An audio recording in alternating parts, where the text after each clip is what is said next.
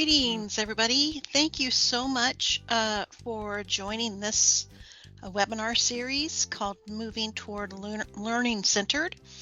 This particular six-part series is targeted towards teachers who are wanting to have a more learning-centered classroom, and also for teacher leaders who are wanting to give resources to those teachers they support so that they can become more learner-centered. So the structure for this webinar will be very similar to other webinars that ADI does. We'll spend about 20 minutes talking about learner-centered classrooms. We'll give about 5 minutes for questions and thoughts, and then another 5 minutes to wrap up and any announcements. So to start out with, I probably should introduce myself. This is the first time I'm doing a webinar series for ADI. My name is Jill Gregory. I've been working with ADI in some shape or form since about 2016 when they came into my classroom at my campus and piloted an engineering immersion in middle school. And since then I've been enamored with the model and using it in my own classroom, and now I'm a full-time employee of Argument-Driven Inquiry. My official title is Content and Instructional Design Specialist, and I'm a former science teacher. I've been in the teaching field for the last 15 years.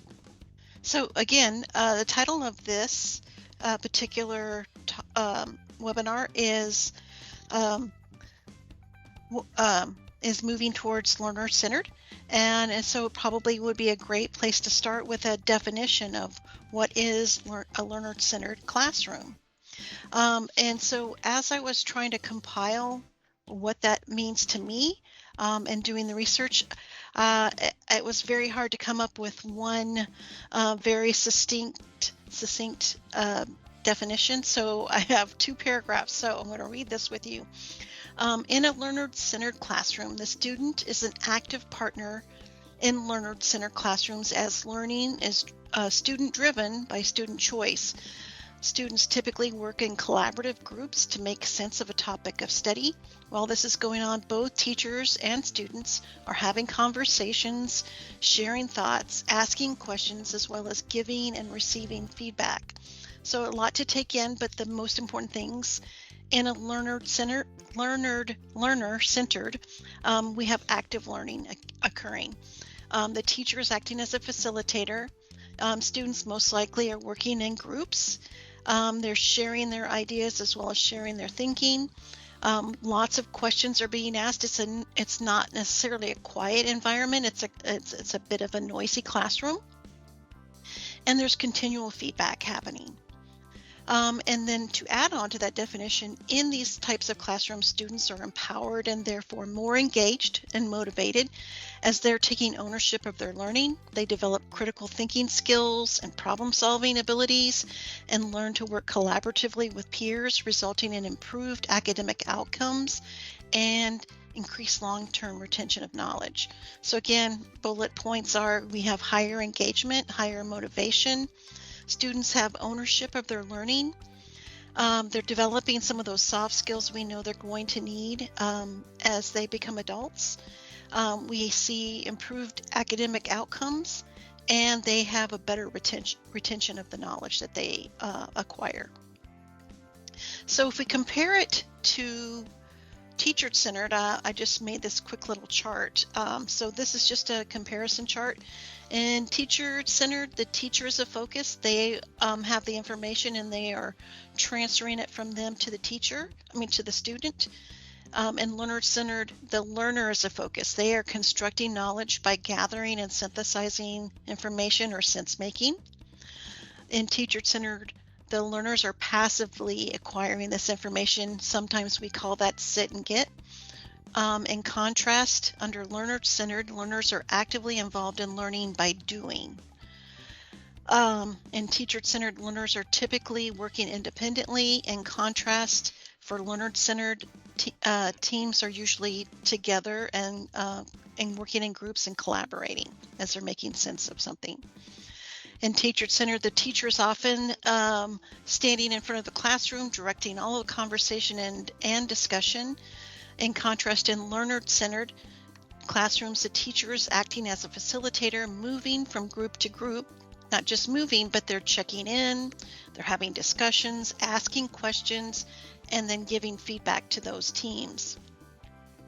In teacher-centered, there's a little bit more of a prioritization of memorization and being correct, whereas in a learner-centered classroom, it's really a priority to have higher level thinking. And when failures happen, we want to embrace them and think of them as learning experiences. And then last, in a teacher-centered classroom, the teacher is assessing the learner, but in a learner-centered classroom, the learner is evaluating their own learning as will the teacher. So just some comparisons between the two.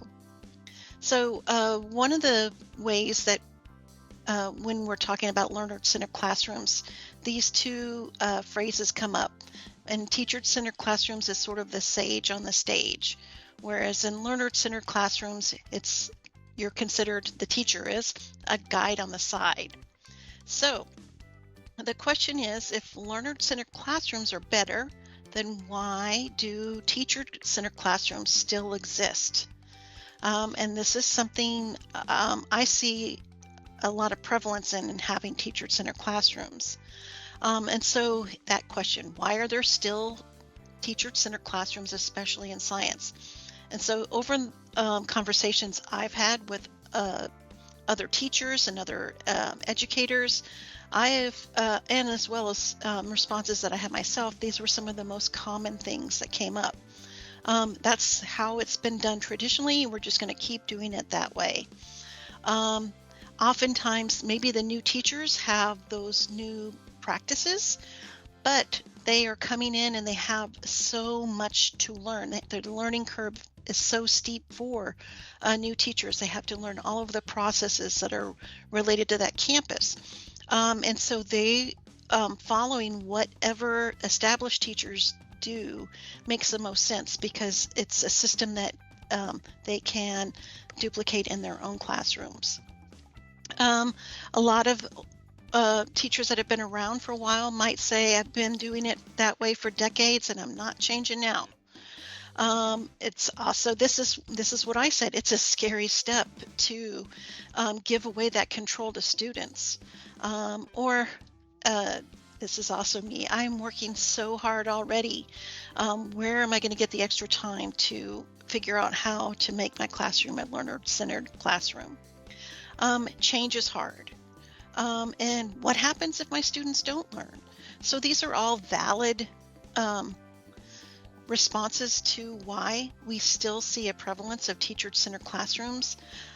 But there are really important reasons why if you are not a learner-centered classroom, that you should move towards it.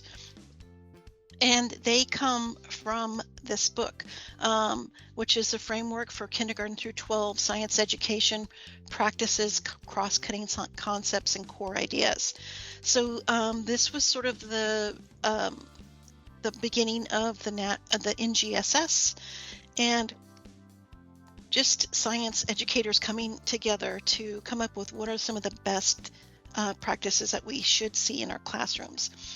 And the reason why we should have learner-centered classrooms are, we know that students learn better when they create their own knowledge, when they are learning from each other, from their peers. They are going to develop deeper understandings when they do it that way, and they're going to have better retention of the knowledge. And so, whether you are teaching in Texas or somewhere else in the country, we're all striving as educators to provide three-dimensional learning, which means that we are incorporating core ideas, cross-cutting concepts, and science and engineering practices. And where I'm at in Texas, this is a big drive as we have new TEKS coming in. But if you just focus on that blue box up there and the practices, you can see that those all really match up with a learner-centered classroom. We see that the students are asking questions, defining problems, using models, planning, carrying out investigations, analyzing, interpreting data, constructing explanations, engaging in argument through evidence, obtaining, evaluating, communicating information. All of those things are things that occur in a learner-centered classroom. So I just want to give you a few thoughts before moving on. And so I think these are some of the things that meant a lot to me as I moved towards a more learner-centered classroom. One is that it's a gradual process. Just because you decide to become a learner-centered classroom or even just move towards it, it doesn't have to be all at once. Incremental steps will be a lot easier to do than to try to go gung-ho. And it's also important to realize that not all the time should your classroom be learner-centered. There are going to be times where you're needing to take the lead and give directions or do other things that will require you to be the sage on the stage. In order for learner-centered classrooms to be successful, the classroom environment has to be positive and it has to be collaborative, and students must feel safe in your classroom in order for these activities to be successful. And the last thing, this is one that's I had that helped me make that leap, is the risk versus reward. And I had coaches helping me with this, and their question was, what's the worst that can happen if you give students some control over their learning? What is the best that can happen? And when you put it in those two questions, it's a lot easier to make that leap of faith. So these are some ideas of how you can build a learner-centered classroom and where you can start.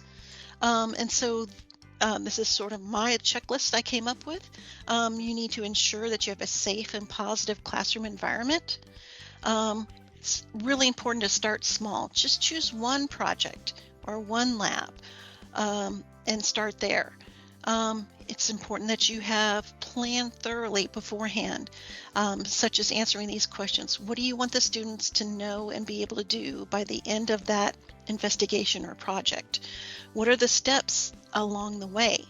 What scaffolds can you create and have ready if they are needed? And then what could be a potential blocker that you can anticipate for your students? Next, you need to prepare lots of questions that you can ask your student groups that are pertinent to each step along the investigation or the lab or the project, so that you can really check for their understanding. And if you think you have enough questions, come up with some more, because those questions can really help you drive your students forward. Next, it's important to be flexible. You have to be able to pivot. And it's also important that you're reflecting on a daily basis. What went well today? What were my blockers? What can I improve for the next time or for tomorrow? And have a plan for when there's a team conflict and how you will handle it when it happens. And you notice I said when, because when you are dealing with students, they're learning how to be collaborative, and there will be some conflict and there will be some issues, and you'll have to help them work through those.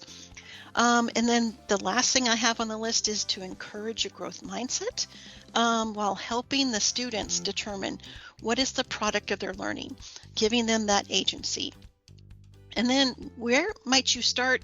These are just some ideas: brainstorming, inquiry labs, classroom discussions, problem-solving activities, projects, portfolios, and basically any activity that requires the students to actively think and share their thinking with others. So one suggestion that I have is, you don't know where to start. This is a great implementing an ADI investigation is a great place to work on having your class become more learner-centered.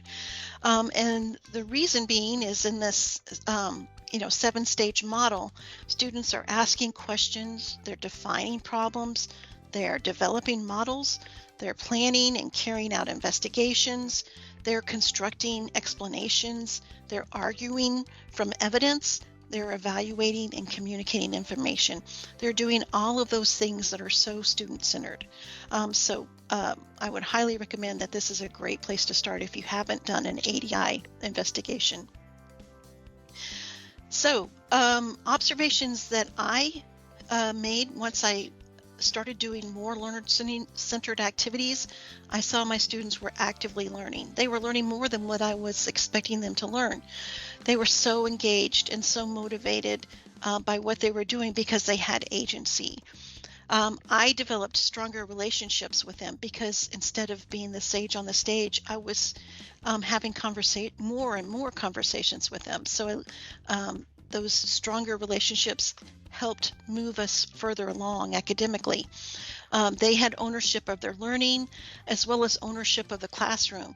They were students were very protective of that positive environment, and they would police themselves and making sure that everybody was acting accordingly. They had a deeper understanding of whatever concepts we were covering, and they had improved recall. And then last but not least, those soft skills that we know are so important to them in their future, being able to collaborate, being able to communicate their thinking, problem solving, critical thinking, those all come and become really sharp skills for our students when they are in a learner-centered classroom. So I want you to look at this continuum. Obviously, the left-hand side is teacher-centered, right-hand side is student-centered. And I want you to just sort of reflect, where do you think your class lands on this continuum? And maybe it fluctuates depending on where you are in your units of study, which is perfectly fine. But another reflection question to ask yourself, are your students empowered in your classroom? Are they engaged? And how are they performing academically? And if you can move yourself on that continuum more towards the student side, will those answers change? So with that being said, I wanted to open up our webinar to questions and thoughts. Let's see, one of my former colleagues, Justin. Thank you, Justin. Yeah, it's hard to let go of that control. It's a leap of faith when you do it the first time. And I can't say that it'll run perfectly the first time you do something that's learner-centered, but every time you do it after that, it will get better and better and better. So yeah, thanks for bringing that up. Yeah, it's a huge leap of faith to give over that control. So I wanted to end by just, first of all, thanking you for joining me. This was the first time I've done a webinar, and I was a little bit nervous. I want to remind you that I will be here every Thursday from 4 to 4:30, covering more concepts that have to do with learner-centered classrooms. Next week is STEPS. Then I'm going to talk about teachers' roles and how PLCs can work together, as well as trying to get students to think more in the classroom as well as communicate their ideas. So if you want to register, there's the link below. Other great opportunities for professional learning, you can go to our website, the Program Events tab, or the Professional Learning. All of our webinars are cataloged there. And don't forget, we have our socials. So if you haven't checked us out on Twitter, Instagram, Facebook, check us out. I know that we are also jumping on to LinkedIn and trying to do a little bit of TikTok. So if you're on those as well, check us out. Again, I want to thank you so much for joining me. And I hope to see as many of you as I can next week. Have a good one.